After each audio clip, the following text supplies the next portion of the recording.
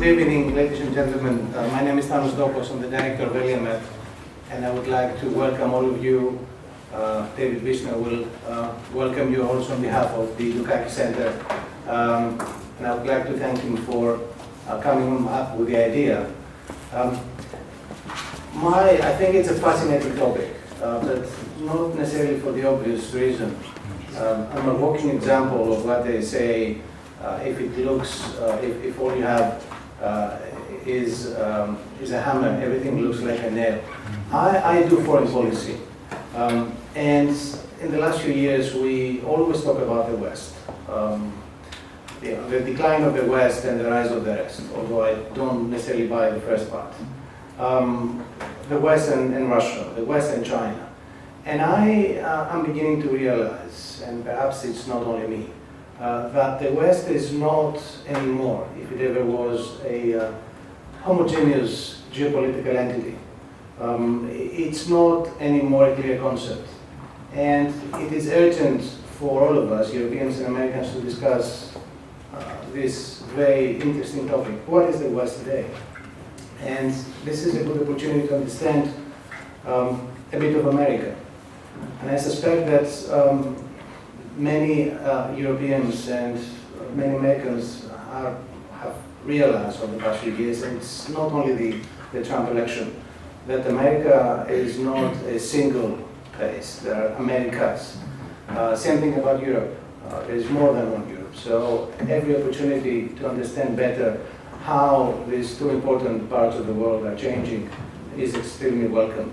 But also on today's topic, I'm very interested to hear if the fact that you had two occasions where a candidate who won more votes but lost the election means that there is something wrong with the system and it needs to be changed.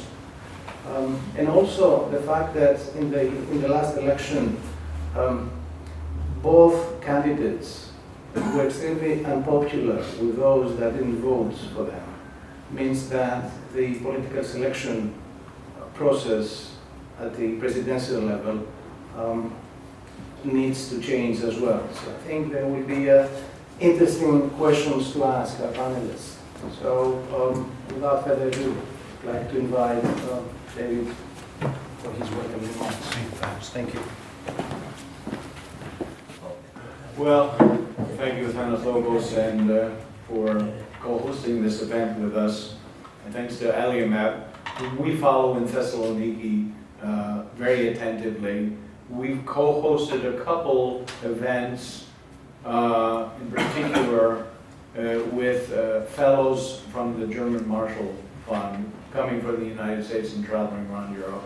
And it's always good to see what sorts of collaboration are in the offing. And I hope perhaps this is the first of many more commonly hosted events. I'd like to say in particular, thank you to Elizabeth Okas for facilitating the collaboration. We've worked together in the past also. So this is a personal thanks to you. I have a couple friends in the audience that I owe them a word of thanks for coming. Pavlos Postolidis and Leonidas Evangelidis. They both sit on the board of the Dukakis Center, which this year is celebrating 20 years of public service initiative. Ambassador Postolidis is also on the board of Hellenic, so he's really been quite a critical personality in helping set this event up finally as well. Now, we're going to talk about voting in America. We run a get out the vote drive at the American College of Thessaloniki, ACT, every 2 years for midterms and then presidential elections. And this year we're going to do something a little bit different. We're going to stage a competition for American universities overseas. And we're going to see who can actually register and persuade to vote the most American citizens enrolled to take classes at those institutions.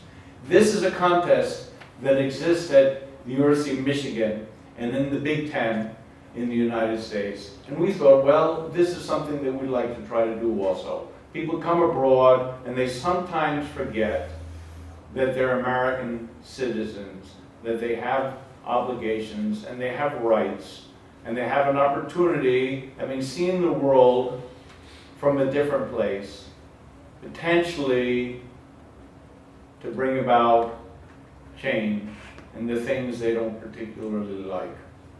So this is one of the many types of activities that we do and have been doing at the Dukakis Center for the last 20 years. We call it public service.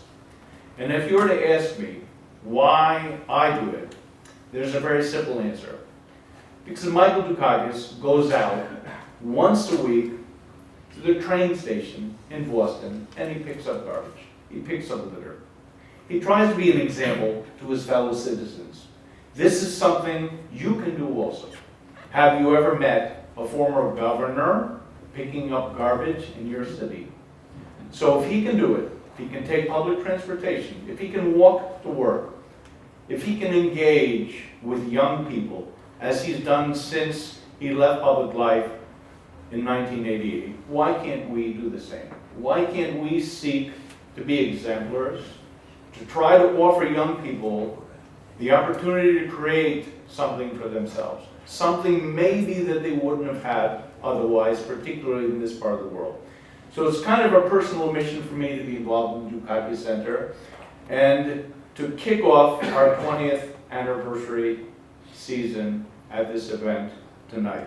And I'd like to thank the two speakers, Charles Stewart III and Michael Ertel, for coming to Greece this year. This is an election year in the United States. Yet again, the circus begins. We had a very special vote in Pennsylvania yesterday, and it looks as if there's been something of an upset. That is, say, if you're a Republican, you're not going to be very happy with the outcome. It's underway. We're ready to roll. So I've asked Charles and Michael to come to Greece. They're having done an event with us in October 2016, which we dubbed Voting in America. So now we have an event which we're going to call the Future of Voting in America, because perhaps there are more uncertainties this year than in recent memory.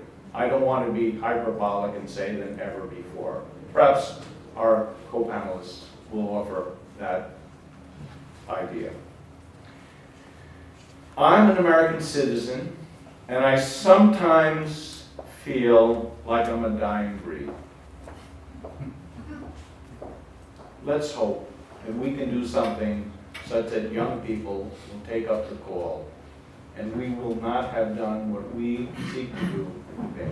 There aren't a lot of young people in the room, but I will point out two interns that we have from our team of senior interns at the Dukakis Center. Tarek George and Gordon Yordanov are going to be taking some pictures for you and maybe asking questions. We have a film crew from Thessaloniki, Dimitris Savvaidis, and his partner, whose name escapes me yet again.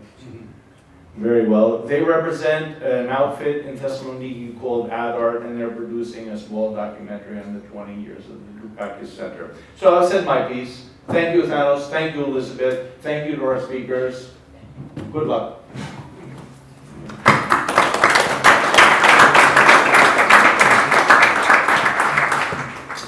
Thank you very much. My name is Athanasios Ellis, or Tom Ellis, as a lot of friends call me. First of all, an objection. Very few young people.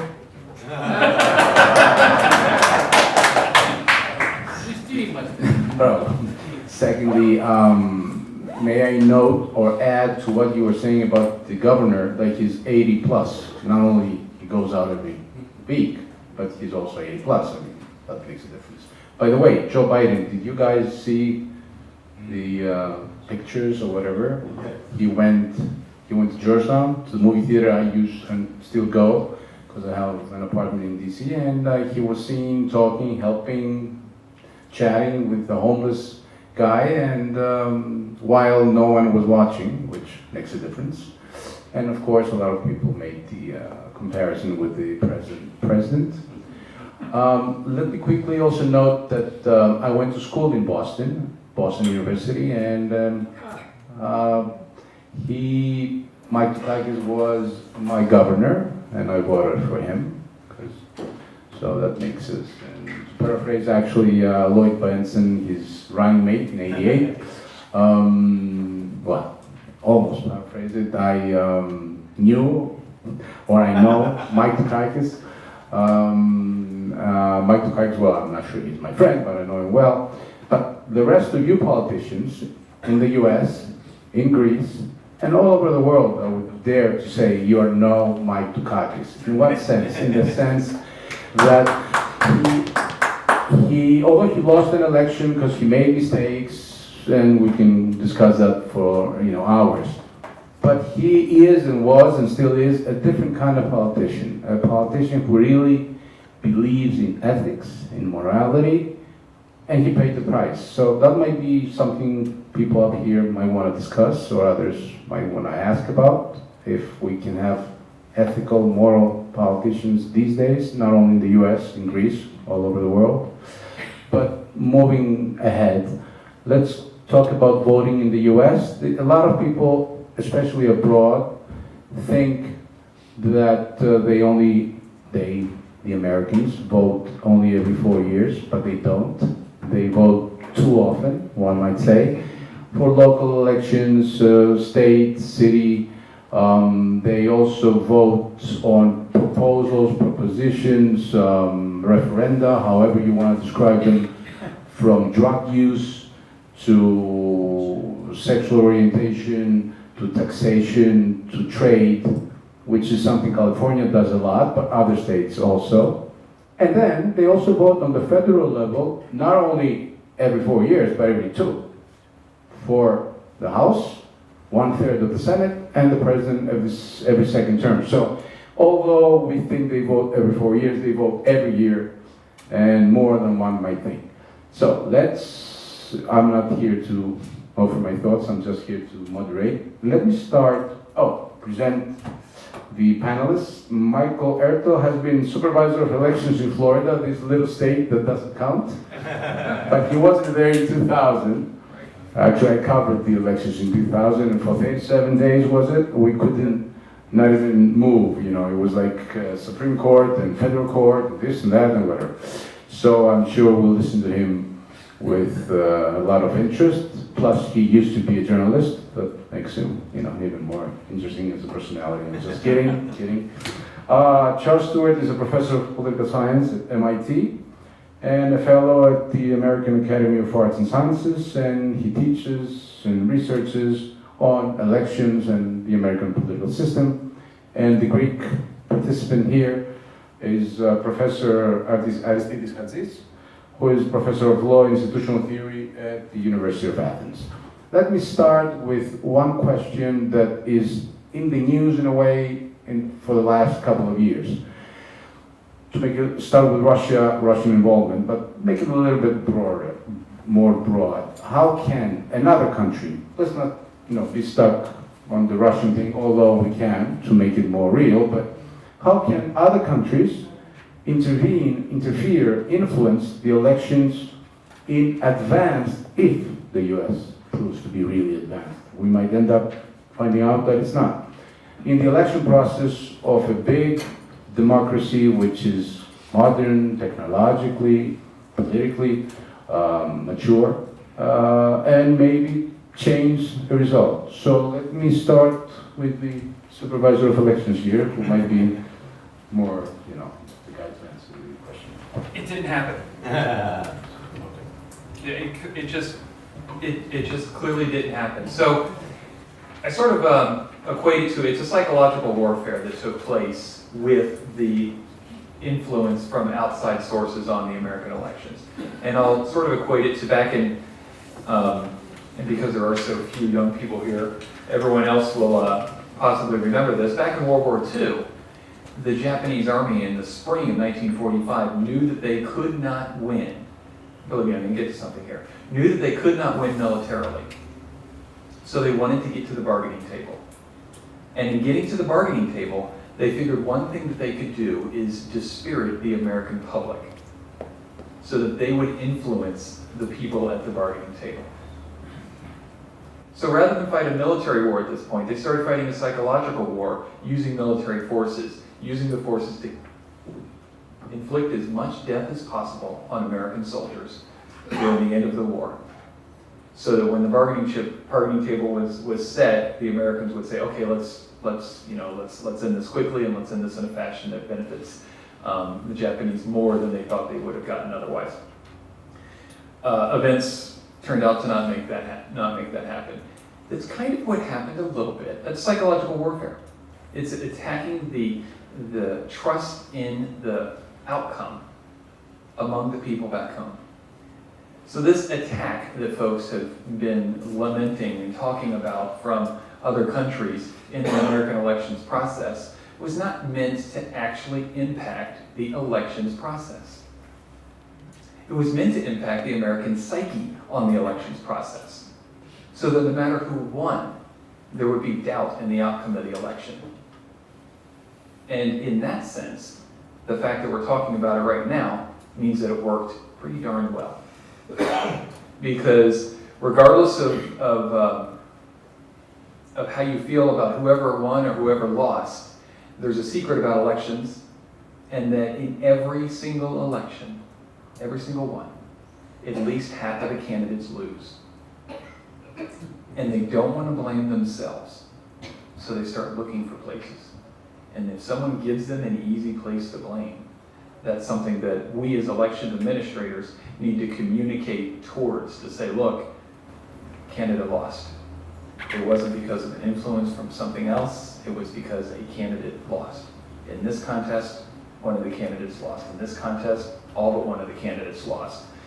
So there can really only be one winner in each election, and the folks that don't win sometimes like to look at places to see where that possibly could have happened. And it wasn't from external sources. Before I go to the next speaker, may I ask, based on what evidence do you feel or are certain that this did not happen? So the reports that came out, the question is, and I don't know if the microphone was on for everybody who could hear, the question was, what evidence do I have that this was not successful? The reports that came out late last year were that there was an attempt by an entity that some people claim are the Russian government to infiltrate the voter registration databases of certain states, including Florida. They didn't infiltrate it. It did not happen. Now, they sent a phishing email. And for those of you who don't know what a phishing email is, you'll know what it is after I explain this, because when you check your email every single day, you get an email from somebody saying that they want to hire you, they want to give you money, they want to date you, they want to show you pictures of stuff, and you don't open it, because you're smart enough not to open it. She doesn't want to date me, the one She does want you to hire her. But you don't open those, because you're savvy enough not to do that. Similarly, the elections administrators in Florida who received this phishing email, which is just like an email that every single one of us get every day at our private email server, didn't open that email. That doesn't mean it was a success.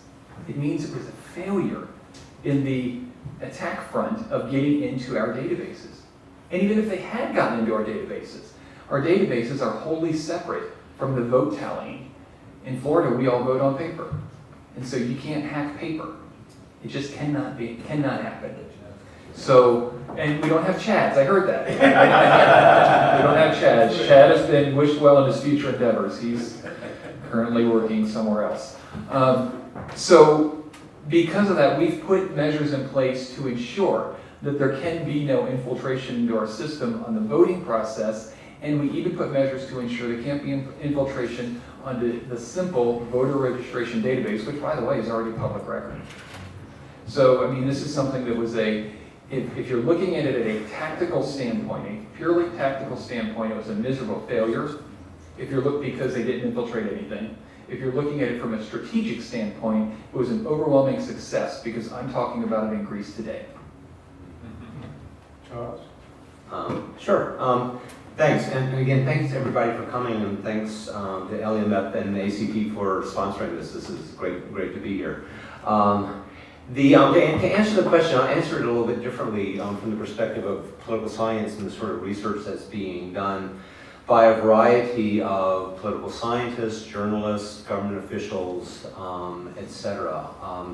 And the first thing I would say in answer to the question about Russian or other intrusions and how does that happen is to make an important distinction between campaigning on the one hand and voting on the other. Okay, so campaigning being defined as a set of actions intended to get people to the polls by candidates and campaigns. The voting being the mechanical action of casting ballots and counting them, administration of the election. And both of those things are at issue here. And both of those parts of the entire electoral process are turning out to have different features to them as far as we can tell. So just very quickly, we can talk more about it later on. On the campaigning side, there have been a number of reports, including one grand jury indictment that details a lot of activity on the campaigning side. It does look like there was attempts, for instance, to infiltrate social media and to take advantage of social media. Now, the interesting thing on that side, I'll just say at this point, is that while it's clear that there were outside participants in the electoral system, the campaign system through social media, the amount of effort that represented was a drop in the bucket compared to all the other social media activity. And so it looks like a couple of $1 million, for instance, were spent by a Russian outfit to influence social media in a context in which the campaign spent $1 billion on social media alone.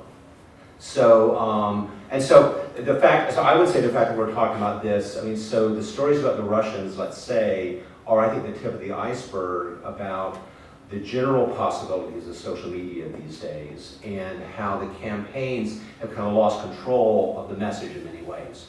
And so I wouldn't focus on the Russians so much. That's the sexy part. But there's a lot going on in that space that's very similar. On the voting part, I'll just echo what Michael was saying.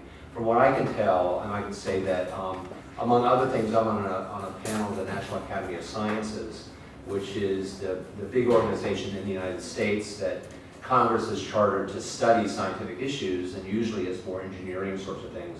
This year, it's one of the things we're looking at is voting. And so I've been able to talk to folks in the intelligence community, in the voter registration community, people like Michael, et cetera. And it does look like there are certain features of the American political system that make it very difficult for actual hacking, if you think about that. Mike's mentioned some of those, the fact that we don't have as much electronics involved in the electoral system. There are vulnerabilities in the United States, particularly of two sorts. Some electronic voting machines. They don't have paper associated with them, and I know that some people would like to talk about that.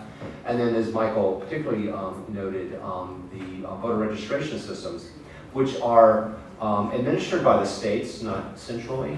And the tricky thing there, I mean, so Tom was mentioning how there's like elections all over the place, all the time.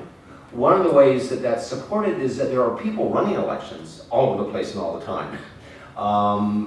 Mike's jurisdiction has several 100,000 voters, but some of these jurisdictions have like 10 voters, 50 voters, that have just as much legal authority as Michael does.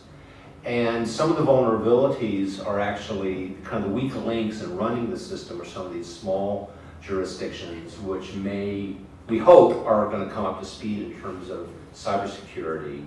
But right now, in some cases, that's a hope. And a lot of people working really hard, but we don't quite know yet. So that's my initial answer to that question. Yes.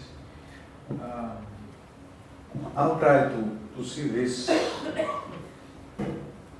from a, let's start from a philosophical point of view. I mean, is there really free choice, free will? When we choose, our choice is really free, or it is determined by various factors, by sort of factors. So, in these elections, I think that one of the factors was the attempt by the Russian authorities to influence the preferences, the desires, let's say, the points of view of the American people. I don't think that they were so successful as we might think. I think that the whole story on the influence of social media on people's choices is rather bloated. It is bloated in the same sense that advertisement, the role of advertisement is bloated when we are considering consumer choice. There are, of course, we are not fully free, there are degrees of freedom. Our choices are determined by, as I said, by various factors. The voting choice is a kind of choice, the kind of choice that is determined by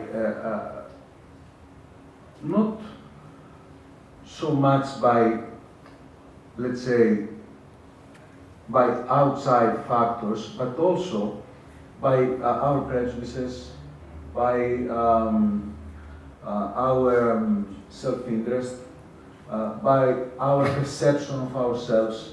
So in the grand scheme of things, any attempt by, because I believe that there was an attempt by the Russians to influence the American elections, was rather a drop in the ocean.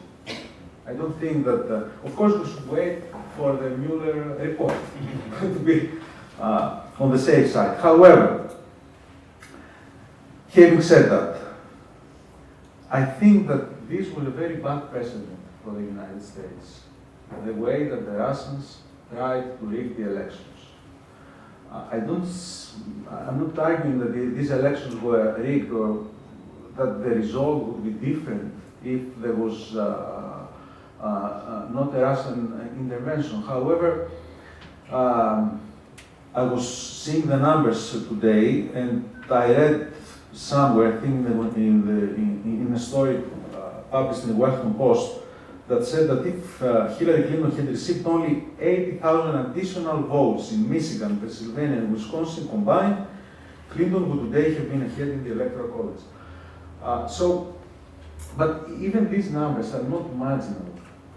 I can't believe that any attempt by Russians to infiltrate social networks, to exploit the polarization of the American public that was so successful as to rig the elections. Of course, I have also the temptation to go back to Alexander Hamilton in his famous or infamous quote. I suppose that you are familiar with the quote, but I also suppose that the Greek public is not. Actually, Hamilton, one of the concerns of the framers, Hamilton himself, was this very fact, the influencing of American election by foreign power. And he wrote to the Federalist Papers something that it sounds very eerily appropriate for this particular election, even though, as I said, I don't think that the Russian connection was, let's say, decisive.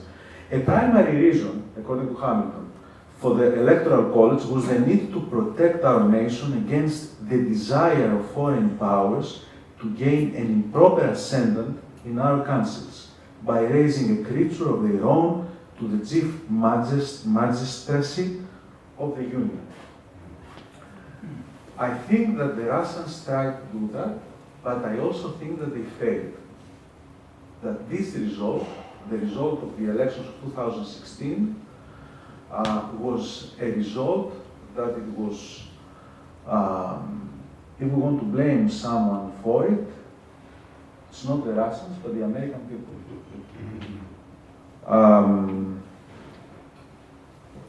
Okay, no, I prefer not to elaborate on my last. Anyway.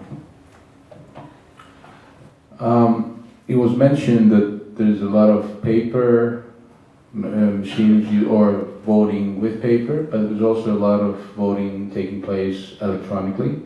Should we worry about that? Because I think that's the future, even in the US. So are we safe with the paper, but we're not with the electronic side of it? Are we certain that casting the ballot is safe when it's not backed by paper? Well, I'll start with that. I'll ask the audience a question. How many of y'all would rather, what do you think is more trustworthy? Voting on paper or voting on touchscreen equipment? Which more trustworthy? Who thinks paper is more trustworthy? Voting on a piece of paper? And who thinks voting on a touchscreen is more trustworthy? Okay, so for those of you who said voting on a touchscreen is more trustworthy, I'm going to tell you something about your personality. You were extremely efficient. Because, and it's a balance that we have to have in the elections business. The touchscreen is so much more efficient. The results are done lightning quick. But the paper, people trust it. And they know that if there's an election and there's a potential recount, hello Pennsylvania, there's a potential recount, that they can always go back to the paper and take a look at that paper. And so those of you who raised your hand for paper, you want your elections to be more trustworthy. And as an election administrator, we have to balance both of y'all's desires. Y'all, see, I'm from Florida. For you New Yorkers, both of you wins desires. The desire to have an efficient system and the desire to have a trustworthy system. And we have to be able to do it in a fashion that both sets of individuals think is something that is efficient and trustworthy, and it's done in a very non-political fashion by the administrators. Just to follow up on that, the general trend in the United States is to move away from purely electronic machines, and either to move to entirely paper machines which are scanned, sort of like standardized tests that people might have experience with. And in those cases, and actually Pennsylvania, where this recent by-election was held, is going to be a good example. They use electronic equipment that is sort of like an ATM. That equipment is being phased out nationwide. In fact, is being phased out in Pennsylvania. It's interesting that the electronic equipment is really the successor to old mechanical lever machines that the United States used to have. And so you all may be familiar with it, right? You do the levers, and that's how I in Florida, where I first voted when I was in the 1970s, that's what we had. And that equipment was invented in the 1880s because of concerns about security. And the concerns in New York State at the time were that people, after elections, were stealing ballot boxes. And oftentimes murdering the clerks who were taking those boxes back to the county courthouse. And so the machines weighed 200 pounds, and 800 pounds rather, half a ton sometimes. They weren't movable, and if you killed the clerk, the votes were still on the machine. And fraud and murder and all sorts of mayhem virtually disappeared from elections that adopted them. Well, that was the concern in the 1880s, 1900s, was basically mob violence around elections.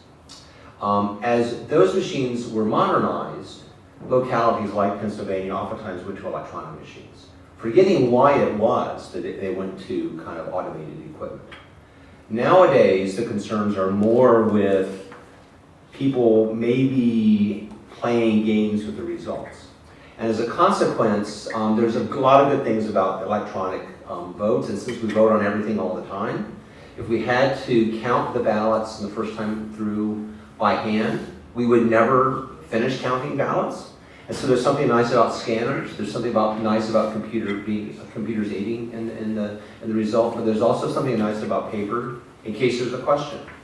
And that's increasingly the way the Americans are going, if we can just get enough money to replace all these electronic machines. And there's a safety choice. No, the one that has opinions here. You can still find the Ostraka. Yeah. I mean, if you want to, I don't know, in a trade-off between efficiency and certainty, I mean, we emphasize certainty, then we should go back to. Let me move to the social media side, since it's part of our lives, and actually the journalistic world, it's competing in a way or complementing that side of development. How much are elections in the US, but I guess we can make the discussion broader, but let's emphasize the US.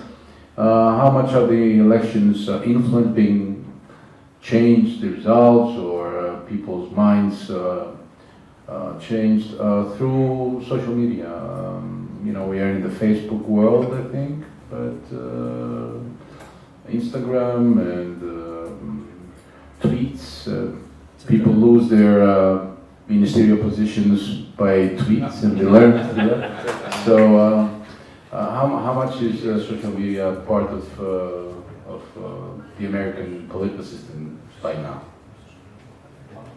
Yeah, why don't I start? I'll talk about a non-obvious way in which the social media system is influencing America, and is probably influencing European elections as well. And I have to admit that I'm maybe guilty about this, because one of my undergraduate students at MIT was the first staff member in a presidential campaign to be in charge of social media, in the Howard Dean campaign of 2004. And now Aaron runs an institute called the Analyst Institute that basically is in charge of use of social media and understanding the use of social media, in this case by Democratic candidates, but there's an analog for Republican candidates.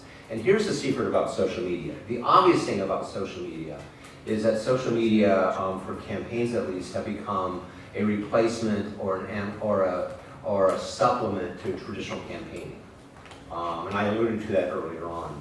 But to me, one of the most interesting things, and oftentimes not appreciated, is that how many of y'all, how many of you have seen ads for candidates on social media?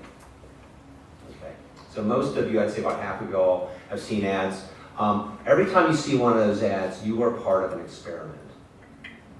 Okay, so a major part of the social media enterprise is actually experimenting with messages. And millions of dollars of the social media buys are spent doing what's called A/B testing. This message, that message, to this group, that group. And it's encouraging the targeting of messages to individuals. I don't think we quite know the consequences of that.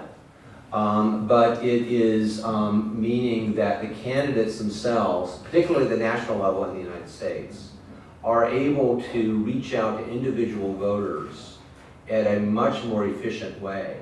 And this goes along with, I'll just add, this is not about social media, but it relates to something Mike mentioned earlier, and that's our voter registration lists.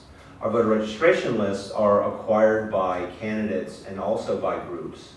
So we essentially have a list of every adult in the United States, and how they're registered to vote. We know a lot about the consumer behavior. We know from social media how they're reacting to these ads, what they're clicking on, what they're not clicking on. You put these two things together, and it's almost like retail politics has become electronic. And so there's a lot of talk in the United States about a lot of money going into the campaigns, and one of the things that's unappreciated by the money going, a lot of money now, billions of dollars going into presidential elections. A lot of that is going into this, what turns out to be a very inefficient way of campaigning, because it really almost is one voter at a time. And your wife or your husband could be getting a different message, although you may be ending up voting for the same person, as a consequence of the power of what the social media platform allows the campaigns to do. So that's what I think social media is doing. It's, to follow up on Charles, it's target marketing. It is target marketing brought to the political world. And so, when our office Twitter account and Facebook account at Vote Seminole, if you want to follow us, it's awesome. We do ads from our office, but we're not allowed to target marketing. We are allowed, but I choose not to. I want to communicate to everybody. But when we do the ads, Twitter gives me the option, do you only want to send to people who have tweeted in the past about progressive causes? Do you only want to send to people who have done Facebook messages about conservative causes, who live in the city of Oviedo, who are between the ages of 42 and 47, who own this kind of vehicle, who talk about these other sort of things on social media? There's a reason social media is free. It's because we're the product. Social media is not the product, we're the product. The users are the product. So the buyers of the advertisements then take that very, very targeted data, and then they marry it up, as Charles was mentioning, with voter registration databases that's public record and candidates can get it, and they marry that data up, they crunch them together, and they target your house with a very specific mailing. And they even get things like which magazines that you subscribe to. I mean, they're kind of a dying breed right now, but which magazines you subscribe to. Those things they marry up with the Twitter, with the Facebook information, with the voter registration information, and suddenly you get something in the mail or you get an email, sounds so perfect to you. And you're like, how can this candidate know me? It's because you've told them everything about you. And you're getting a very different message than your next door neighbor's getting. So it's no longer based on precincts or zip codes or simple political party affiliation. It's based on a bevy of information that you get that they get from social media. I'm not saying that social media are not important, but I think that we exaggerate their influence. I mean, there was always advertisement, not only commercial, but also political advertisement. I'm not sure how decisive it was. It was always targeted to particular groups. I think that most of the times, mostly trying to ensure polarization, to build barriers to polarize audience instead of influencing, changing their minds. Another thing is that it is very difficult to find what is the net effect of these contradicting influences, because both parties in an election are trying to influence voters, are targeting voters. So I suppose that the influence, the net effect, is similar to the one in advertisement. I recently read a paper, an empirical paper in economics, arguing that the effect, the net effect of advertisement is rather extremely small. Why? They compare the consumer, the behavior of consumers who either saw network TV and cable TV with advertisement in it, or they were using mostly Netflix, people. I mean, they were not, they didn't had any kind of, they haven't been influenced by advertisement. And the consumer behavior was similar in all these groups. I mean, according to this study, the effect of advertisement is not so important. The most important thing about advertisement, but also about target marketing in politics, is to defend yourself and your candidate from the social media, let's say, attack, influence of the other party. But the result is a net effect that is rather negligible for me. And I would like also to remind you something else, because we're now discussing social media, something that is so, so new, so original, so scary. I want to remind you that, for example, in Jewish selection, there is a kind of a selection that it is reminiscent of the procedure that you have just described about targeting particular audience in politics. And I also would like to remind you a story that is a part of my teaching, because it is a very important story. It's the story of Will Horton advertisement. I don't know if you remember this very infamous, very sad story. Will Horton was someone who was sentenced to, I don't know, in Massachusetts, in life sentence, and he got a weekend pass. And after he got his weekend pass, he went and beat a couple, I'm not sure about the details. However, this story was very detrimental, supposedly, to the Michael Dukakis electoral prospects because of the infamous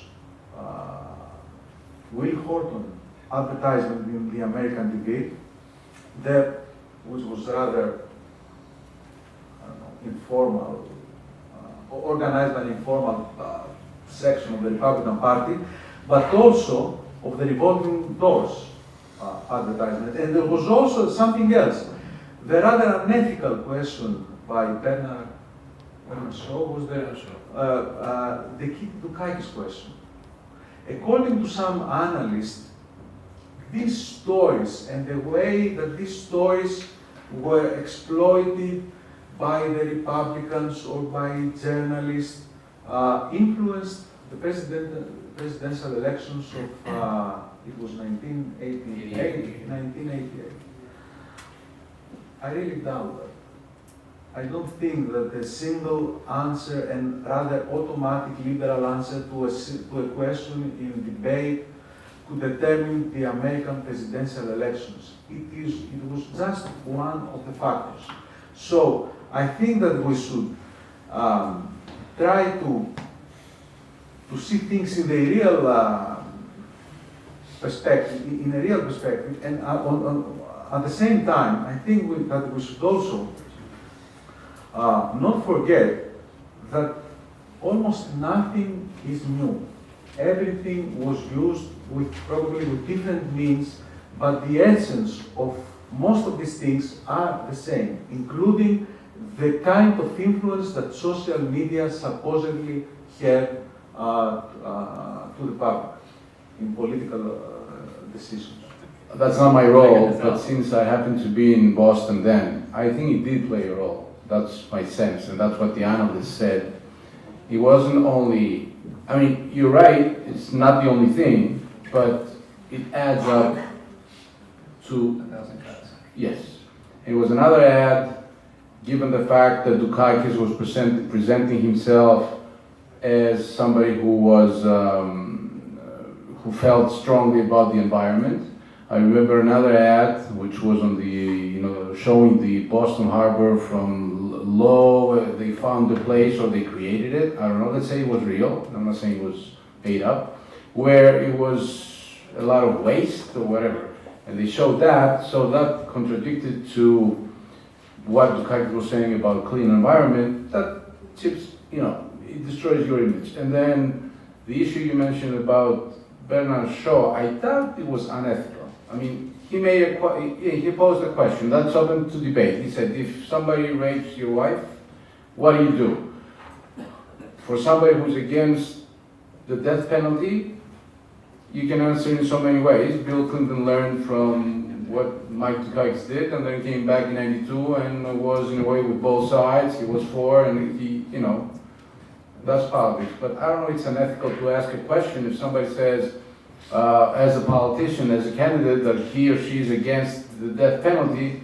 You have every right to ask, okay, if such a very personal thing happens, which for me is huge, how would you react? And if you say, as he did, I mean, that's him. I'm not criticizing him. He said, look, I think we are a country of law. The justice system would take care of the issue. He was a little bit cold. I liked him. He's Greek American, whatever. But I think maybe he was not that warm in his response. It was rational and principled. And Okay, yeah. That was the reason that. Or a lot of people say to go on the other side, that George Bush, the father, if not lost, had a dent in his numbers when during the debate was watching his watch. It's trivial, it might be almost idiotic, but you know, if you're watching, you're like, come on man, you want to be president of the United States and you're just, what else you have to run to when you're in the presidential debate with the guy who wants your position, so. Can somebody, yeah, go ahead. Okay, I jump in here, guys. Yeah, we jump in here and to kind of match a professor's point with another professor's point. I think that, yeah, I know, this is, yeah, so you got to watch it here. But I like being on a panel with economists because they make me think about equilibrium behavior. And I think that one of the things about studying American politics, and I'm sure this is true about other places, in the study of campaigns, there is probably the most important finding and the most troubling and difficult finding in the profession is something called the minimal effect campaign effects finding. And that general finding, the minimal effects finding being that regardless of what you study, and when you study a campaign, so it could be rhetoric, it could be social media, it could be anything, that at the end of the day, you find you do very careful studies that those effects are basically zero. You can't find the person who spends another $1 million doesn't get a lot more votes. The person who has better ads doesn't get a whole lot more votes. The person who visits a lot more states doesn't get a lot more votes. Well, now why is that? Well, there's a couple things going on. One, which Hatzis has been focusing on, is campaigns are equilibrium, right? Right. So, and a lot of these techniques have been used for centuries. And with an equilibrium, you can push as hard as you want to on both sides, and the hands are not moving, but it's not because we're not pushing really hard. So that's always a hard time thing in studying elections. But it strikes me that some of the things we've been talking about, and then there's another thing in the United States which is increasingly true, and that is a matter of partisanship. A friend of mine, a political scientist, is famous for saying, partisanship in America these days is a powerful drug. And you decide you're a Democrat or a Republican, you start from there. Now you put all these things together, and the final thing I'll mention is that there's a lot of interest these days among political psychologists in something called motivated reasoning.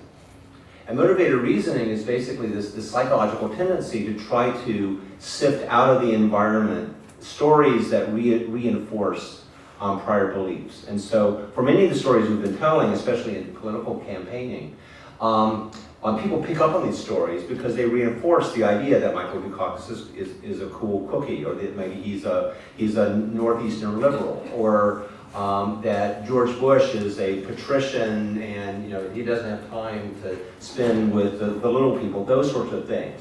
And so they become part of the mythology of the campaigns. But these stories are just kind of incorporated into, and they give texture to a set of factors that are kind of hardwired into politics. And so the interest, I'll just say the final thing, and I'll come back to making a case for social media in this sense, is that I don't think it's in equilibrium yet. And the interesting thing about the 2008, the 2012, and the 2016 campaign is that the campaigns are learning new things about how to use technology. And then in 2008 particularly, the Obama campaign was especially adept at using some of these targeting strategies and really beat the McCain campaign hands down. And so the campaigns are right now trying out these new technologies. Eventually, I think we'll get to an equilibrium, and I think in 2016, one of the reasons why there's not a lot of evidence that the Russian influence or any of these other social media influences were very strong is that maybe they've reached equilibrium now. Everybody's on social media. Everybody is responding to it in the same way. There's an echo chamber for both liberals and conservatives reinforcing, yet again, sort of this motivated reasoning thing. So we may have settled now back into an equilibrium. We'll have to see in subsequent elections. So. You just mentioned John McCain. Actually, if things go the way they look, we'll miss him at some point. And I remember the debates with Obama. At some point, at a town hall meeting, one guy attacked Obama, saying you're a Muslim, whatever, and he defended his opponent, saying no, don't question his patriotism. I'm ideologically opposed to him, but have some dignity, and actually we're missing this, especially these days. Let's move to a thing that a lot of Europeans and foreigners have difficulty understanding, which is the electoral system. And I would appreciate some brief presentation of how it works, and in a way, assuming most people do have an idea here, give me your sense how democratic, how efficient, how right is it? There are pros and cons, especially in a large federation like the US, different states. A lot of times, in my case, trying to explain to Greeks and Europeans the American system, I try to make a comparison to the European Union, saying, would you like a small country like Greece or Portugal, in a way, not be influential at all if the votes counted on a normal process as we do in parliamentary systems? In that case, the Germans, the Brits, and the French or the Italians would decide the election. If you did have an electoral system in Europe, that would have given some added value to small countries to maybe influence, to maybe have the candidates go to them. That doesn't mean I think it's right. I'm just trying to present the other side of the story. But a lot of people are really puzzled. And actually the fact that in 2000 Gore lost, despite the Florida issue, let's say everything was fine, but lost although he won. And now with Hillary with 3 million votes, that's a huge difference. So you have the floor, you are the specialists, you are the ones who are here to explain. So, the basic complaint about the Electoral College among people whose candidate lost is if the rules were different, my candidate would have won.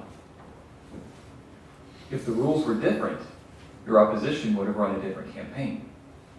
If the rules were different and we had a national popular vote, and we have, it's not American Idol, it's American elections, it's American democracy. And the Electoral College has really helped to make our democracy work for every single state, Kansas and Alaska.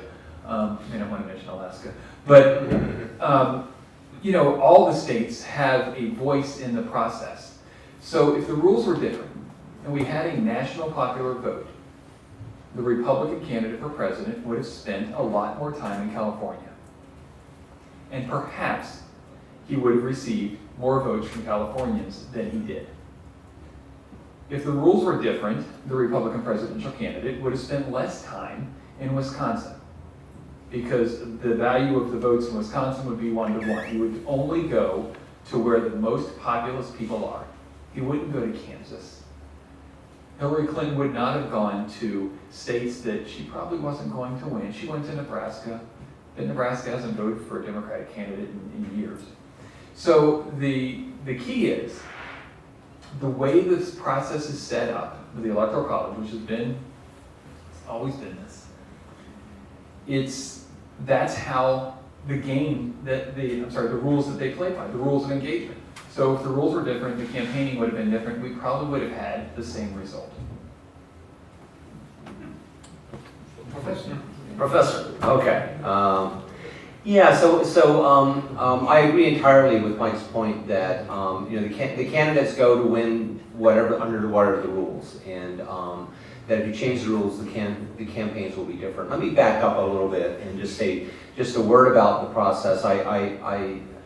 It's certainly the case that Europeans know much more about American politics than Americans know about European politics, but just so that we're all on the same page a bit, the issue here is the so-called Electoral College, and the fact that every state gets a certain weighted number of votes based on their representation in Congress.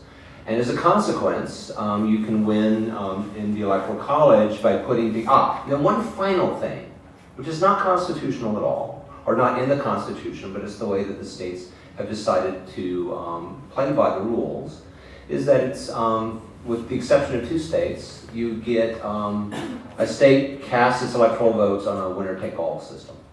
Right, so if you win New York by 1 vote, all the electoral votes go to that candidate.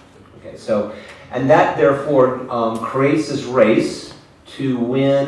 Basically you line up all the states, and there's about usually about 8 or so states that are right at that margin of victory, and the campaigns flood their efforts of those states. So states like Wisconsin and Pennsylvania, et cetera, and staying away from California and New York. In fact, Florida really is the only mega state that's a so-called battleground state. That's why they're so important. Now, and it has consequences. And one of the consequences is that if you live in Wisconsin, all bets are off. You're doing nothing but watching ads for presidential candidates for much of the year. In Massachusetts, we're lucky. Massachusetts is about as democratic as possible, but we're right next to a state, New Hampshire, which is a battleground state. And most of New Hampshire lives in the Boston media market. So we get those ads too, but they're aimed at New Hampshire, not at Boston. It has consequences, and it certainly has consequences for the campaigns. It also probably has consequences for the legitimacy of the winners and the losers, although probably not as much as we think.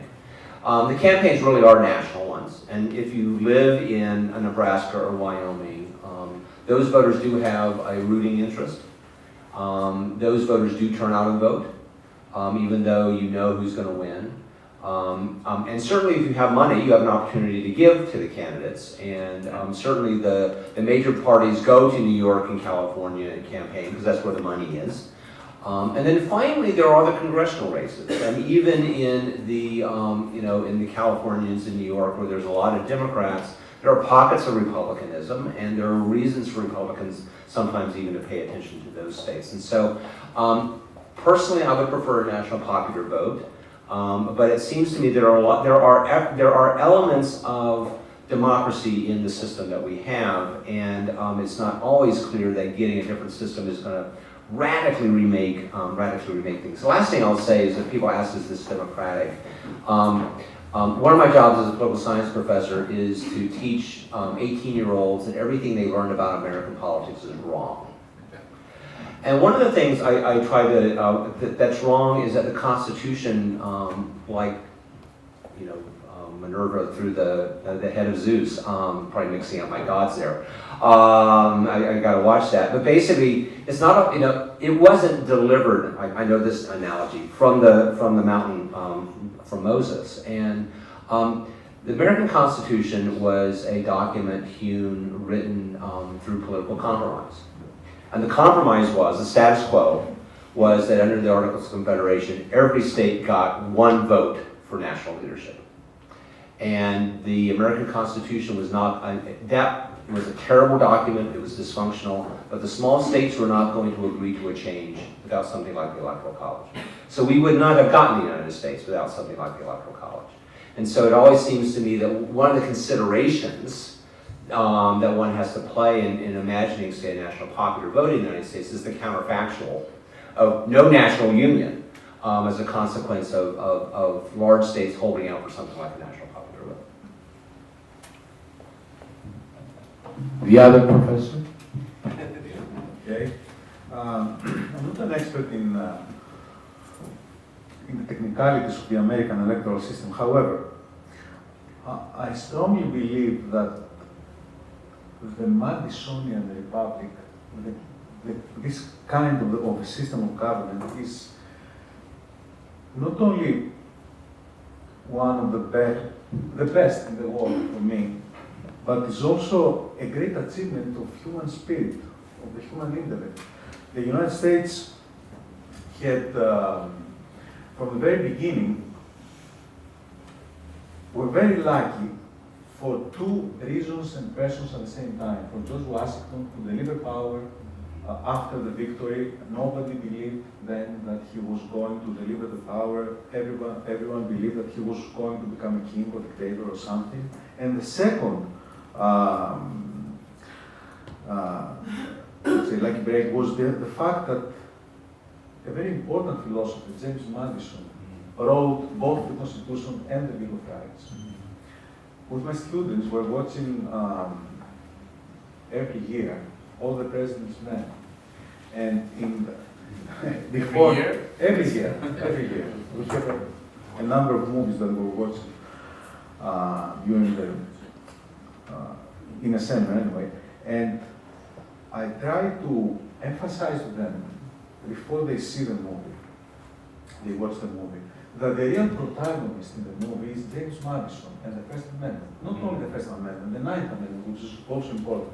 So we should see the Electoral College as a part of a scheme devised by Madison and the founders to avoid this single-minded majoritarianism that could become a threat, especially when it partners with populism.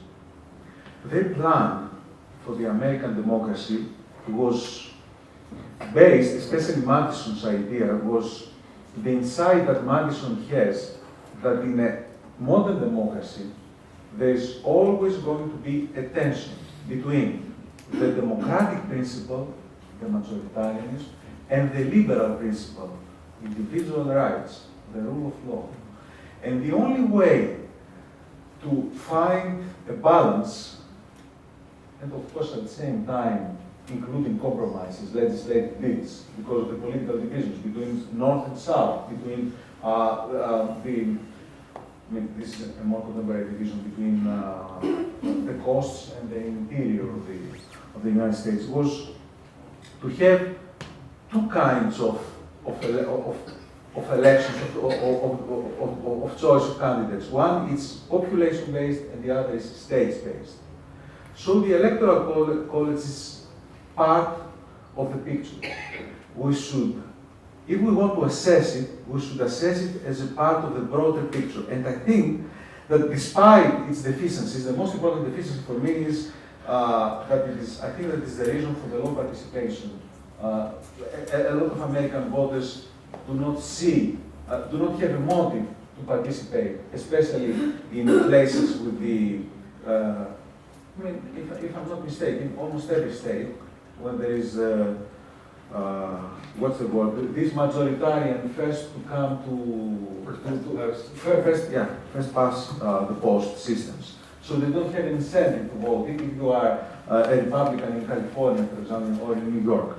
And this leads to voters' disillusionment, this leads to undermining of the legitimacy of a liberal democracy. However, in equilibrium, I think that the Electoral College role was rather positive, and at the same time, it was very stabilizing. Because if we see the numbers, we're going to see that the great majority of American presidents, with a mandate in popular vote of 51, 52%, they got a stronger mandate from the Electoral College.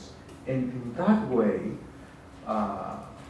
they position got a legitimacy that it is not possible in a, let's say, in a proportional representation system.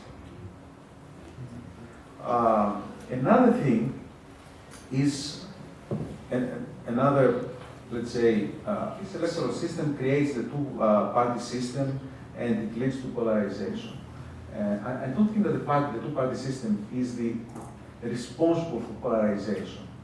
I don't think that the two-party system creates polarization, creates the political divisions, to include them in the game, to offer an expression to this political division, a political expression. And that is why I believe that each role, not only of the Electoral College, of the electoral system, of the two-party system, is in equilibrium, rather positive. It's the first time I've seen so much support for the electoral system, which is fine. Especially in Greece or in Europe, it's usually questionable, but I guess that's the added value of a discussion like this. I've got two more questions and then we can open it up to the floor. One is, can you briefly explain the Trump phenomenon? The president who tweets and decides the way he does, who acts the way he does. He's definitely anti-systemic. He's definitely something we've never been used to. But what is it? What did he capture? Some kind of, I don't know, the imagination of a big part of the population. And how does he govern? I mean, I know A lot of people are critical, but try to be as objective as possible. Okay, I'll start. You know, one thing that we've kind of all talked about a little bit here with, you know, ideology and principles, and voters generally vote for people they like. And one thing about Donald Trump during the campaign, and I tell all candidates this and all elected officials this, that they should run their own social media. Because, and I'm serious. And for all of you public relations professionals in the audience, I'm sorry. But you can't outsource your personality. And you know what President Trump's personality is based on his Twitter account. I do my own Twitter account. The elected officials who do their own Twitter accounts are letting you meet them so that you understand who they are. And they're avoiding, much to we media types, they're avoiding the media.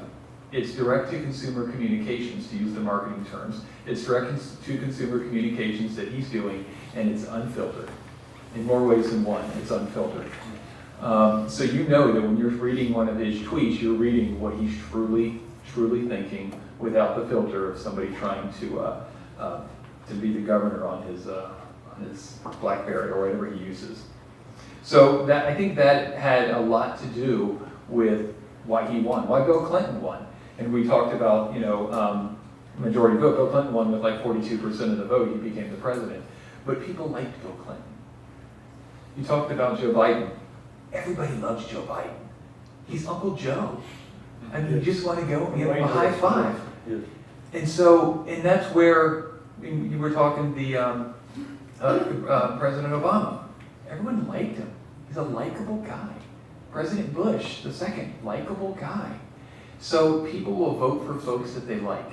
And the more that you can show the voters your personality and who you really are, I think the more the voters are going to get to know that they're going to go beyond the glean of all of the people who try to tell you what to say into the true person that you really are. So I think that has a lot to do with what got him into office.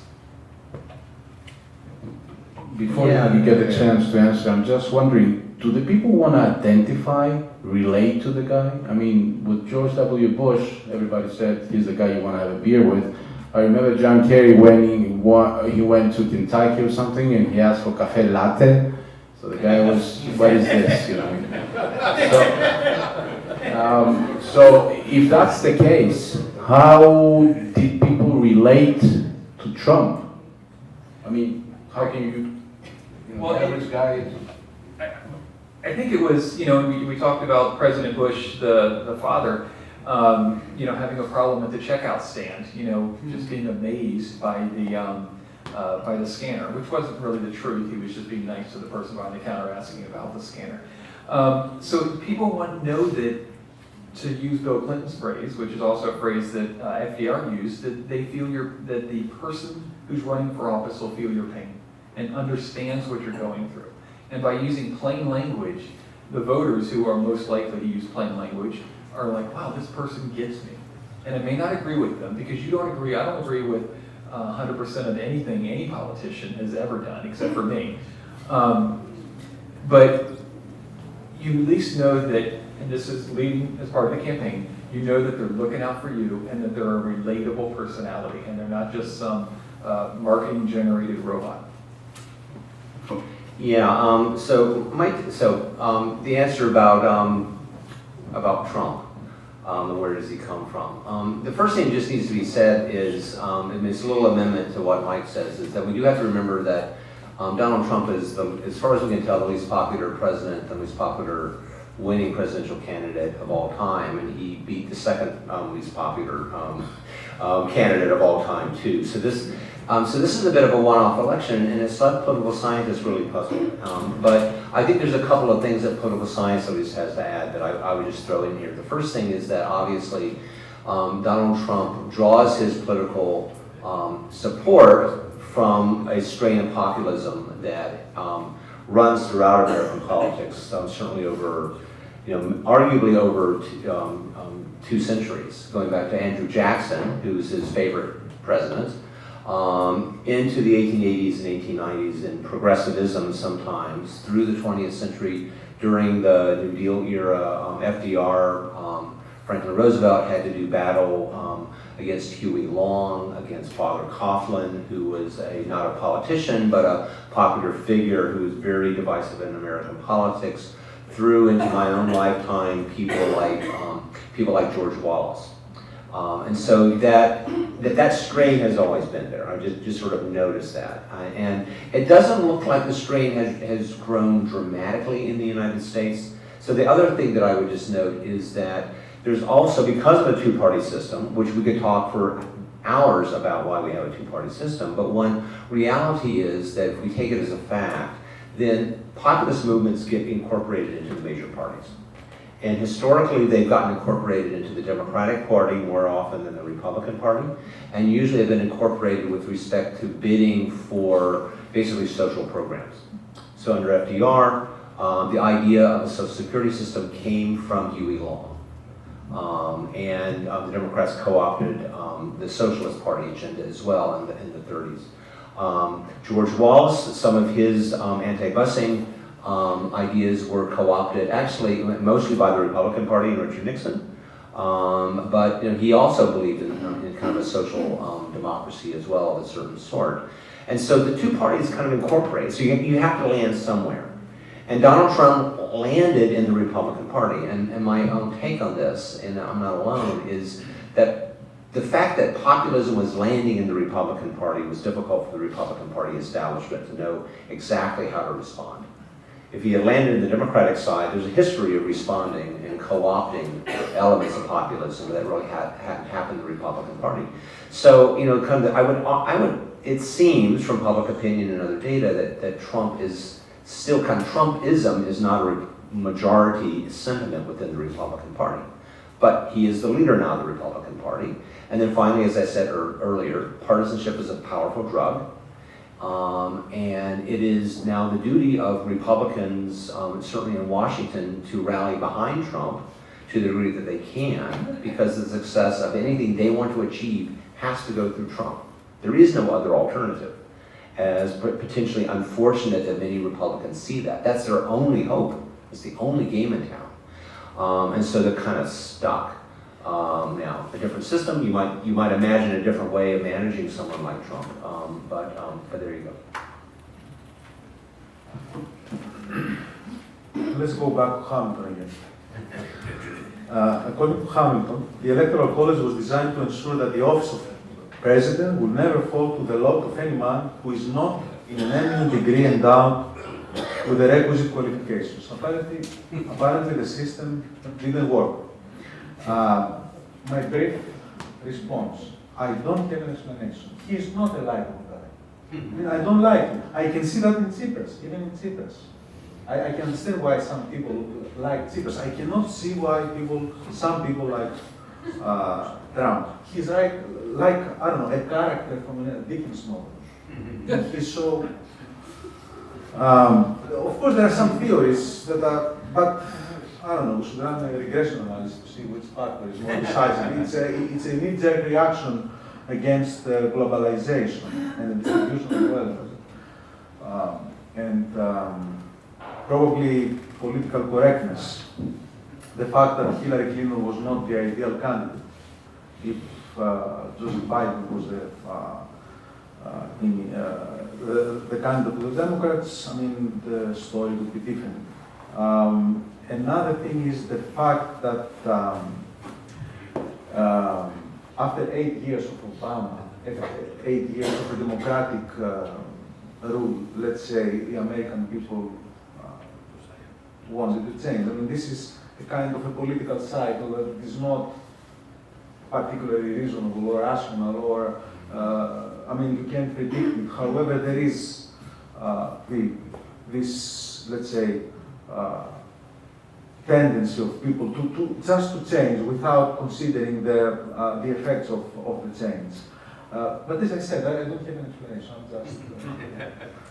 just talking while I'm thinking. Any questions from the audience? The professor, Ellis? should America do away with the Electoral College? In other words, if they did away with the living aspect of the Electoral College and made it into a statistical number, which it is, in fact, would it make any difference in elections? If instead of having 12 candidates, you had 12% or something of the entire picture of electoral votes, would it make any difference? I never understood the living part. I mean, why should it be 12 people or 50 or 30? Could you explain that to us? So you want me to explain the entire Electoral College in about 20 seconds. It's one of those things that America is a very young country. We're the youngest superpower out there, very young. And and we value the things that we have that we've always had. And when they set up the Electoral College, it was done in a sense of fairness. And Americans came to America because they felt like they were the little guy and they weren't being heard. And when you move to Kansas, instead of moving to New York, you don't want to feel like you're the little guy not being heard. And the Electoral College gives you that opportunity to be heard. So that's why, not only because of the historical reasons, but because of the core of what an American is, that's something that is extremely important to us. Do these people ever speak? You know, In public?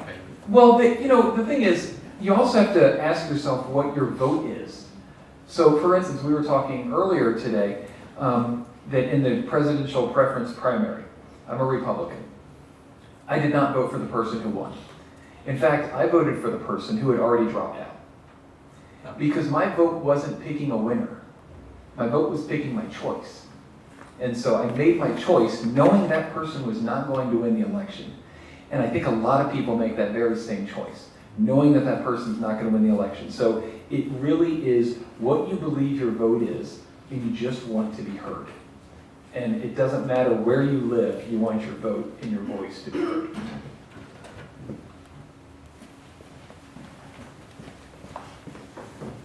Thank you so much.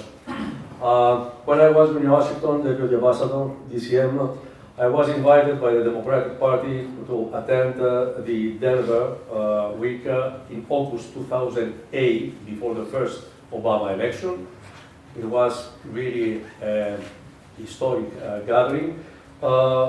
Democrat Party was ahead 8 points. Next week followed in Minneapolis the gathering of Republican Party. After 1 week, it was the Republican Party ahead 4 points. That means +8 to -4, it's 12 points. In any European country, so great difference in so short period, it is inconceivable. That gives a picture of the electorate of the people of America like a moving sand, very fluid. This is one thing, one standard. I mean, in Europe, public opinion is more stable. In United States, because they take the lift is so fast, they take faster decisions. They have another structure. They take very fast decisions, so they change very easily. This is one thing. Now, as about technology, okay, I think I'm not specialist, but from what I see, that for the next, after 20 years, 30, the votes will be only electronic. It is inevitable. A question, please. So that means that this kind of voting system or vote, it will be inevitable. The same goes for the interference with Russia. The technology goes very fast. After 10, 20, 30 years, it is obvious that many other countries will imitate Russians, so it will be inevitable. So it's not the technology or some technical approach which will give us the solution. it is a system. And this, on my mind, contrary to my friend Professor Hatzis, I think that, and all the Europeans, you know that the European analysts approach with a very negative scope the system of electorate. So, thank you. Thank so you. much. Any other questions?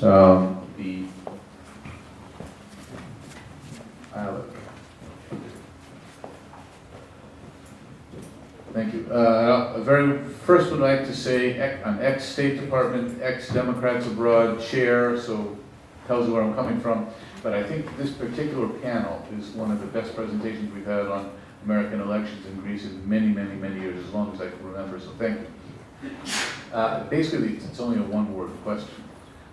Redistricting. We haven't really heard much about how that system, how that's affected the elections. I've got a Florida election supervisor here, so it's sort of an interesting question because it was a specific case there. But I just wonder if there are more general observations from other states about how that plays in. Thank you. Very quickly in general, and then maybe Mike has some specific things to say about Florida. So the issue of districting has become a really big one in the United States. Maybe the two-sentence primer on districting. So the districts, the ridings that constituencies that members of Congress and state legislatures run in are drawn by those legislators. And increasingly over time, they've been drawn in many states in a way to basically used to be to favor the current incumbents, to make it easier for them to get reelected. But increasingly, we saw in 2000, following the 2000 census and the 2010 census, they were being drawn to favor parties, basically the party in control of the districting in a lot of states. So from a 30,000 foot level, a few things to be said. First of all, this has become a huge issue, especially among Democrats, fought out in the courts and also politically. As a political scientist, I should say that the best evidence is, well, first of all, the best evidence is that Democrats are not the minority in almost any legislature because of gerrymandering. That if you had fair districting, and again, this is many hours of discussion, we had fair districting, Democrats might pick up a seat or two, but no more than that. So in my view, sometimes it's overblown, but the optics are really bad, and I would say from a Democratic theory perspective, it's a bad thing. Practically speaking, it's not such a big deal. Yeah, gerrymandering is the thing that we're talking about. There are efforts in the states to move the redistricting exercise into bipartisan or some sort of commissions outside of the legislatures, and there's a bit of progress there. Mostly in states where you can put it on initiative on the ballot. So state legislatures themselves are very reluctant to give up the power. And we could talk some more about that. And it's an issue, of course, in Pennsylvania that we've been talking a lot about. With the redistricting, it's very political right now. And if there were to be a point, and it's done in open, it's done at the state legislature level in the sunshine, where everybody can come in, take part in it, and it can't be done behind closed doors. There's a move afoot to put it behind closed doors, to have political people, instead of make the decision themselves, outsource it to someone to make the decision for them. Because if you're going to create a committee of people to draw the districts, who appoints that committee? Well, the politicians do. So you're appointing a political committee outside of the sunshine as opposed to doing something in the sunshine, where, by the way, these elected officials, if they make a bad decision, their voters, meaning a bad redistricting decision, their voters are going to go directly back to them and say, you made this bad decision. If they appoint someone, they can pass the buck and say, well, I appointed this commission, they made the bad decision. And I've said this before, it's political with the legislator, it's political with an appointee, and you can't take politics out of politics. It's always going to be political. Mr. Dukakis? One can observe important changes, demographic and other, in the US electorate. You have more Hispanics, you have the losers of the fourth industrial revolution, mostly white, but not only, the LGBT community, which is... I thought you were ready to say just losers. You also have Hispanics, losers. And, sorry for interrupting, but I had... You have young people that don't read, they basically use all kinds of screens, and you also have fake news, which complicate the situation. So how will that affect the political landscape? We will see different profiles of candidates at the presidential and congressional level? Unfortunately, I think what's going to happen is the deprofessionalism of the folks that are running for office. Because right now, the number one candidate for office that, based upon a speech at the Golden Globes for the Democratic nomination is Oprah Winfrey. And I can't tell you what Oprah Winfrey is going to think about foreign policy. I can't tell you what she thinks about a minimum wage. I can't tell you what she thinks about the First Amendment, Second Amendment, Ninth Amendment, 10th Amendment, Fourth Amendment. We don't know. But we do know that she's really cool and that she's really nice. And you get a car, you get a car, and you get a car. In 1980, a lot of folks were saying that I can't believe that an actor was elected. Well, that actor happened to be a governor, two-term governor before then. I think what's happening is with a lot of, and what I was talking about before, where people are voting for people that they like, as opposed to for people that may have the principles that they believe in, that the voter, believe in. And that's something that is going to change in American politics. And what can be done to change it? It's very, it's going to take a grown-up to say, you can't have that piece of candy. You have to eat your vegetables. We have to fix the infrastructure. We have to do the serious things that need to be done, and not, as Charles mentioned, the sexy issues that can get in front of the paper because that sells more issues of the paper. And so I think we'll start getting, hopefully, as things go on, we start getting more grown-ups back in the system. Just really quickly on demographics. The biggest demographic shift is the growing Hispanic population. And just a couple of things to be said about that, because they're oftentimes not said, is that first of all, there's a big lag between the growth in the population and impact in the electorate, right? So Hispanic population is less likely to be citizens, first of all, and much younger than non-Hispanic population. And so with a few exceptions, actually Florida is one of them. It's probably going to be a while until Hispanics have the type of clout in American elections that you might expect given the population group. Florida is different because of migration of American citizens who are already, become eligible to vote because they're coming from Puerto Rico.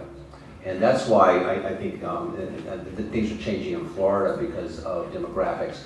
Whereas in California and Texas, where the growth in the Hispanic population is more of a natural growth, with some immigration, it's going to be a long time. And then when it gets big, then right now those Hispanics are mostly Democrats, but you talk to 80% of Republican leaders, and they want those Hispanics too. And it's a matter of time before the Republican Party figures out a way to yet again engage the Hispanic voters. So I don't think it's clear that the growth of the Hispanic population is not going to be purely Democratic candy in the long run. Marco Rubio. There you go, Marco Rubio. And actually, I remember in California, it was in 2006, I think, the elections for governor, all four major candidates had an accent: Schwarzenegger, Huffington, and two Hispanics. So that tells something, which is the largest state in the country. Go ahead, sorry, Ambassador. I'm also seeing a trend that is extremely negative for me. That there is a growing distrust in market and anti-market bias for the first time, if I'm not mistaken, in the history of the United States, due to globalization, due to the fact that it is characteristic that now the President of the United States, adopts policies that are anti-trade. Last week there was a very wide poll of the leading economists in the United States. 100% of them said that these measures are going to be detrimental to the American economy. However, a part of the American people, especially among the young, are very distant. let's say, not hostile, but very reluctant, or they have difficulties to understand why markets create wealth. And I think that this is going to create some problems, not only the voting behavior in general. Thank you. Thank you very much. My question has to do with voting registration. In Greece and other European countries, voting is supposedly obligatory. And in past times, there were administrative results if you didn't go to vote. I see the merits of an active citizen who takes the initiative to register himself and vote. How much is it a choice, and how much is it or has become a distortion factor, especially concerning less privileged segments of American society? Yeah, I think that we're in the opportunity business when it comes to providing the opportunity to vote. And to kind of go back to the American ideal again, it's not about forcing you to do something. It's about giving you the opportunity to do something. It's not about forcing you to go to the polls and vote for a presidential candidate that you don't like. It's not about forcing you to do anything. It's about saying you have that opportunity because you're an American citizen who has the legal rights to that haven't been taken from you for one reason or another, depending upon the state. And so the fact that as many people voluntarily go and vote is something that Americans should be proud of. We don't have to have a draft of voters. We just let people know that we're there. It's an all-volunteer voter force, which is something that, you know, when the military has an all-volunteer military and they've got a great number, that's something they're proud of. We have an all-volunteer voting force, and we have a very high voter turnout relative to the people that have registered to vote, and that's something that Americans can be proud of.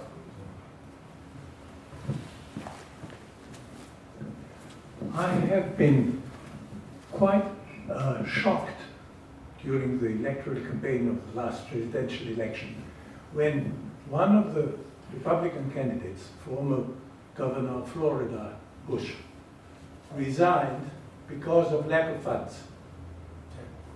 And I was wondering whether this whole financing of the campaign is finally not driving the election to being an unfair one. Well, By resigned, you mean he withdrew? Okay. yeah, I mean, so the role of money in politics is, you folks are asking questions that could keep us here all year, and this is great. But the role of money in politics is a huge issue, and is it unfair? It's hard for Americans to think about this because our Supreme Court has basically equated money with speech, and it's not just the Supreme Court. I mean, I think there's a popular sense that that money is tied up into the Speech Act in such a way that it's very hard to regulate money at all. And you see this. You know this from your own experience here in Greece. But if you do comparative studies of campaign finance, of campaigning laws, of laws that even like cut off campaigning in a window before the election.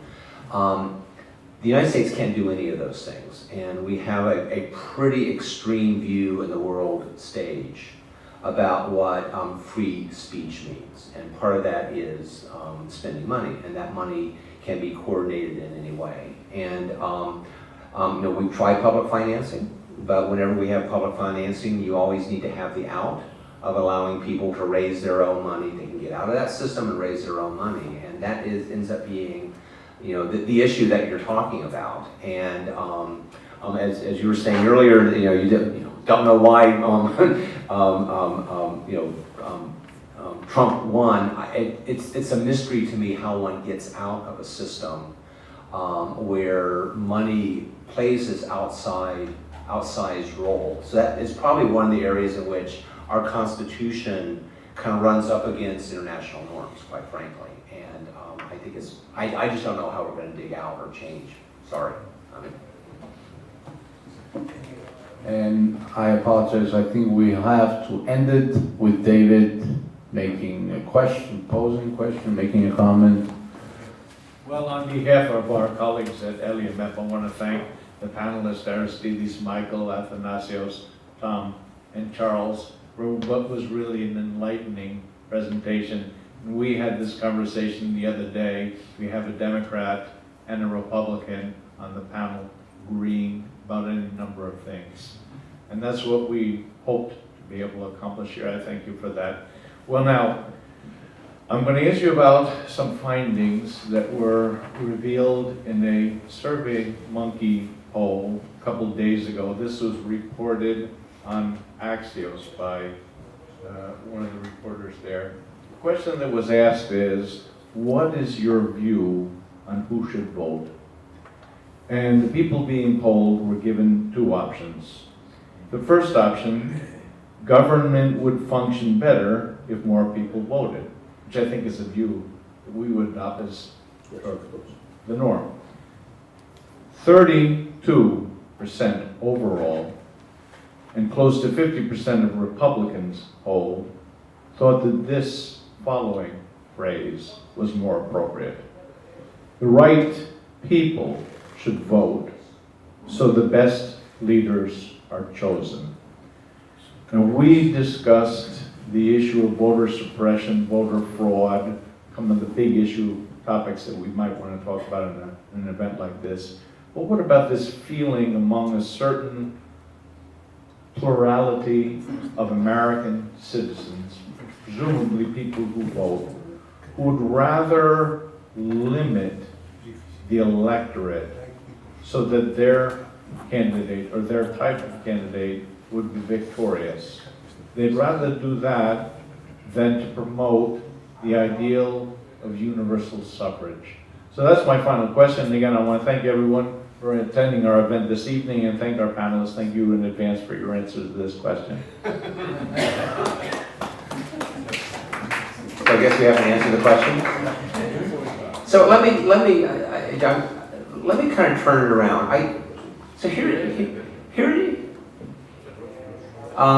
Here's the problem with American democracy, and it's the problem we've always had, being a nation of immigrants, of how does one incorporate new voters who might have a different set of attitudes and values from existing voters. And that has been an issue in American voting from the 1850s at least. The rise of the Republican Party in 1860, one of the groups that came into the Republican Party, the American Party, was one that was very concerned about immigration and wanted to restrict not only immigration, but at the time, non-citizens could vote, and they wanted to keep non-citizens out of the electorate. And that, from a very high-level perspective, we have waves and waves and waves of new people coming into the electorate. And the question always is among incumbent citizens is how much citizenship do we want to offer to them?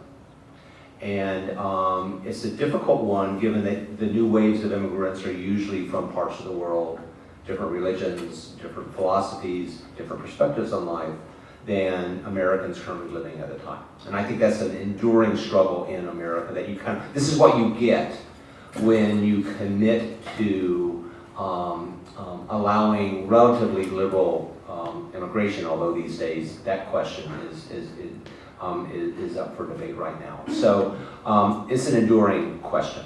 And it is one that kind of divides the Democrats and Republicans these days. But you don't need partisan divisions in order to have, I think, a fundamental question about how much citizenship does one grant not only to new immigrants, but to new residents who move into town, college students who move into town, all sorts of new people who move into town. And I think that's the nature of an immigrant society and a highly local society. You'll always have those issues. I also have some remarks. Universal suffrage is identified with democracy from the very beginning. It's going to be a strong blow to the legitimization of democracy if we have a democracy without universal suffrage. And actually, the history of Greece, modern Greece, is a testament to that. Why? Because Greece, from the very beginning, almost from the very beginning, from 1844, had been, I think it was the first country in the world, I mean, with the election law of 1844. And this was very important, a decisive factor for the fact that Greece had the longest parliamentary history among countries with similar characteristics: Balkans, Southern Europe, Mediterranean, Latin America. The second thing is that there are some very good arguments against universal suffrage. Actually, there is a book, a recent book written by a political philosopher, Jeffrey Brennan, Epistemic Democracy, that says that one of his ideas is that the vote should weigh down or up according to the political knowledge that you have, and it's your decision to invest in political knowledge. But as I said, this is going to legitimize democracy. Because liberal democracy has many defects. We all know that a lot of these defects are endogenous. So it is very important for the liberal democracy to be legitimized by the universal suffrage. It's the only way for the people to stomach the defects of the liberal democracy. That is why I think the universal suffrage is so vital, so important.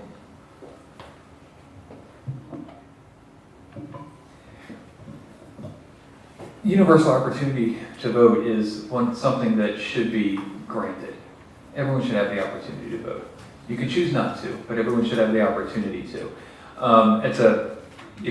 The first question that we asked today, that we talked about today, was about paper ballots versus electronic voting. And the last question we're asking today is based upon an electronic poll.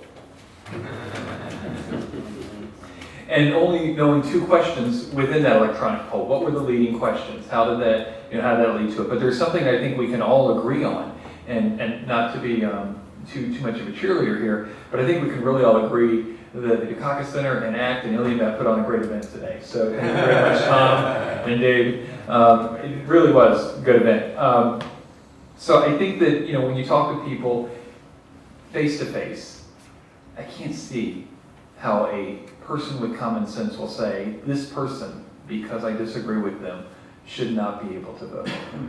In fact, when you go to America, you'll say, this person, because I disagree with them, I'm going to stand in line for 20 minutes, or in some counties for an hour, to cancel their vote out.